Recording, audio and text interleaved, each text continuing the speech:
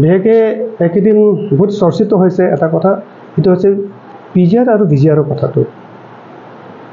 সেইটো আমাক বহুতে আমাক প্ৰশ্ন কৰে আপোনালোকৰ ফালৰ পৰা কি ক'বলগীয়া আছে। আমি আপোনালোকৰ জৰিয়তে সেইটো ক'ব বিচাৰিছোঁ। আচলতে বৰ্তমান যিটো এতিয়া আমি পৰিৱেশ যিটো পাইছোঁ, যিটো আমি এতিয়া বৰ্তমান যিটো চিটুৱেশ্যন, এইটো হিচাপতো খুব বেছি আলোচনা কৰিবলৈ নাই বুলি মই ভাবোঁ। কাৰণ ইতিমধ্যে গোটেইখিনি আলোচনা হয় আমাৰ যিটো বল, আমাৰ অট'নমাছ কাউন্সিল নাইবা আমি CM বুলি ক'ব পাৰোঁ, তেখেতৰ কোৰ্টত আছে।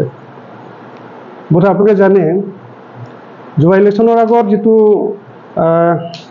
19 ফেব্ৰুৱাৰী যিটো এটা অল পাৰ্টি মিটিং আৰু অল ছ'চিয়েল অৰ্গেনাইজেশ্যনৰ যিটো মিটিং হৈছিলে, তাতে এটা ইউনিভাৰ্চেলি এটা সিদ্ধান্ত এটা হৈছে, এইটো আমাৰ যিটো সুপ্ৰিম কোৰ্টৰ যিটো আমাৰ ভাৰ্ডিক্ট আছে, সেইটো ভাৰ্ডিক্ট মতে কাম কৰিব। আৰু এইটো সন্দৰ্ভত আমাৰ অট'নমাছ কাউন্সিলৰ তৰফৰ পৰা আমাৰ CM ডাঙৰীয়াই ইতিমধ্যে এইটো সম্ভৱ তেখেতে ৰেছপনচিবিলিটি লৈছে।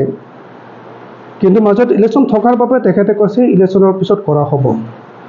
যেই নহওক, ইলেকশ্যনৰ পিছতো তেখেতে এটা ফেক্ট ফাইণ্ডিং কমিটি গঠন কৰিছে বুলি শুনিছোঁ। তাৰ লগতে আছে হাই পাৱাৰ মিটিং তেখেতসকলে গঠন কৰিছে আৰু 2-3বাৰ আলোচনাও হৈছে। এইটো অহনবত দুদিনমান আগতে তেখেতসকলে যিটো মিটিং কৰিলে, হাই পাৱাৰ মিটিং, তাৰপিছত তেখেতে বোধহয় আপোনালোকৰ জৰিয়তে ৰাইজক জনাইছে যে অহা 15 দিনৰ ভিতৰত তেখেতে কামটো কৰিব। গতিকে যিহেতু এই গোটেইখিনি কাম কৰাৰ যিটো অথৰিটি আছে, এইটো আমাৰ অট'নমাছ কাউন্সিলৰ, চৰকাৰ যিসকলে চলাব তেওঁলোকে কৰিব লাগিব। আৰু সেইটো হিচাপে আমাৰ CMে যিটো দায়িত্ব লৈছে, গতিকে মোৰ বোধে CMে কিমানখিনি কৰিব পাৰিব নোৱাৰিব তেখেতৰ কথা। তেখেতে কৈছে ল' এণ্ড অৰ্ডাৰ আমাৰ অট'নমাছ কাউন্সিলৰ হাতত নাই, এইটো অসম চৰকাৰে লিখিব লাগিব। তেখেতে অসম চৰকাৰে লিখি পাই কেতিয়া কেনেকৈ কৰে, বৰ্তমান যিটো গোটেইখিনি কথাটো আমাৰ অট'নমাছ কাউন্সিলৰ প্ৰতি নিৰ্ভৰ কৰি আছে। গতিকে আমাৰ গোটেইখিনি খুব হাই খালা কৰিব দৰকাৰ নাই বুলি মই ভাবোঁ। এইটো হৈছে আমাৰ যিটো পিজি আৰু ভিজিআৰৰ কথাটো।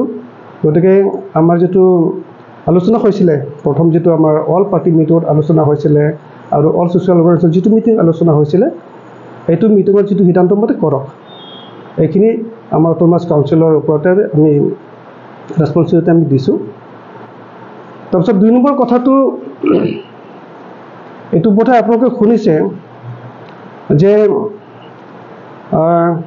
আমাৰ UPDS আৰু আমাৰ MCLৰ যিটো DSD আছিলে, তেওঁলোকৰ যিটো চৰকাৰৰ লগত হোৱা চুক্তিৰ মতে এতিয়া আমাৰ কেন্দ্ৰীয় চৰকাৰে আমাৰ যিটো 6th শ্বেডিউলটো এমেণ্ডমেণ্ট কৰিবলৈ গৈ আছে।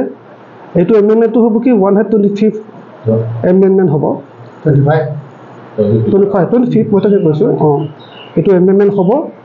গতিকে এইটো হিচাপতে বোধ হয় মই অনুমান এটা কৰিছোঁ, দুদিনমান আগতে তেওঁলোকে ইয়াত যিটো 6th শ্বেডিউলৰ ওপৰত যে ৱৰ্কশ্বপ এটা পাতিছে, সেইটো সন্দৰ্ভত তেওঁলোকে বোধ হয় আলোচনা কৰিব। আৰু আমাৰ যিটো 6th শ্বেডিউল, যিটো আমাৰ পাৱাৰ আছিলে, এই পাৱাৰ পৰ্যাপ্ত নহয় বুলি পেলাই আজি প্ৰায় 38 বছৰমান আগতে আমাৰ কাৰ্বিংত এটা আন্দোলন আৰম্ভ হৈছিলে ASDC আৰু কাছডিকমৰ পৰা। তাৰপিছত মাজতে আকৌ তেনেকৈ আৰু আহিল কিছুমান সংগঠন, তেওঁলোকে বিচাৰে আমাৰ জিলাখন অট'নমাছলৈ পৰ্যবেক্ষিত কৰিব লাগে। এইটো হিচাপে তেওঁলোকে কি হ'লে পিছত ধৰি লওক আমাৰ UPDSৰ পৰা আৰম্ভ কৰি SDC, UPDSৰ পৰা আৰম্ভ কৰি এই লাষ্ট আমাৰ কেনেললৈকে তেওঁলোকে অট'নমাছ কাউন্সিলৰ বাবে মূল পাৱাৰ আনিবলৈ বুলি তেওঁলোকে এগ্ৰিমেণ্ট কৰিলে। MOE আছে, তাৰপিছত আৰু MOS এটা আছে, তাৰপিছত MOS 2। এতিয়া যিটো তেওঁলোকে কৈছে, মই প্ৰথমে যিসকলে এই চুক্তি স্বাক্ষৰ কৰিছে ধৰি লওক, তেওঁলোকৰ মই প্ৰথমে ধন্যবাদ জনাব বিচাৰিছোঁ। তেওঁলোকে অনেক কষ্ট কৰি হ'লেও আমাৰ অট'নমাছ কাউন্সিলৰ বাবে মূল পাৱাৰ আনিব বিচাৰিছে, আনিছেও। এইটো হিচাপত চুক্তিও হৈছে।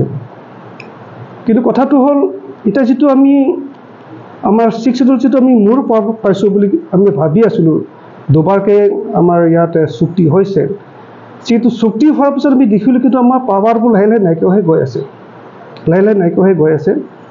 এটা কথা মই উদাহৰণ হিচাপে দিব বিচাৰিছোঁ, মই যেতিয়া আছিলোঁ অট'নমাছ কাউন্সিলৰ এডুকেশ্যন ডিপাৰ্টমেণ্টৰ 2007 আৰু 2009 চনৰ ভিতৰত, তেতিয়া গ্ৰেড 3 কথাটো বাদেই দিয়ক, আমি জুনিয়ৰ ইঞ্জিনিয়াৰ লগতে এডুকেশ্যন ডিপাৰ্টমেণ্টৰ কিন্তু আমাৰ ডিফু গভৰ্ণমেণ্ট কলেজৰ লেকচাৰলৈকে মই দিব পাৰিছোঁ।